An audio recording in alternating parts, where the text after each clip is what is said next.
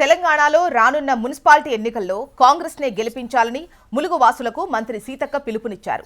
ములుగు మున్సిపాలిటీలో కాంగ్రెస్ చైర్మన్ తో పాటు కౌన్సిలర్లను మెజారిటీతో గెలిపించి అభివృద్ధికి బాటలు వేయాలన్నారు.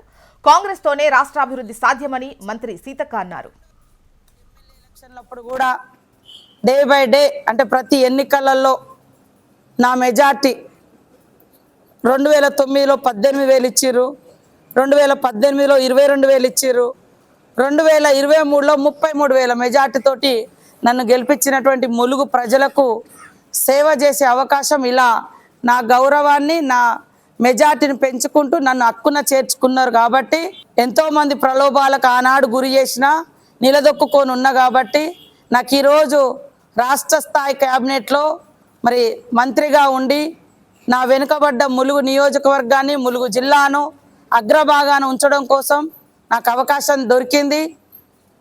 24 అవర్స్ ఈ యొక్క అభివృద్ధిని మనం కొనసాగించాలని అవకాశం ఇస్తే మున్సిపల్ శాఖ నుంచి కూడా మొన్ననే ముఖ్యమంత్రి గారు 15 కోట్లు ములుగు మున్సిపాలిటీకి కేటాయించడం జరిగింది.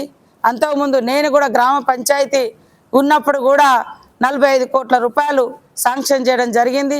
ఇవన్నీ కూడా మరి పనుల దశలో ఉన్నాయి. కాబట్టి మంచి ములుగును, అభివృద్ధికరమైనటువంటి, ఆరోగ్యకరమైన, ఆనందకరమైనటువంటి ములుగును మనం నిర్మించుకుందాము.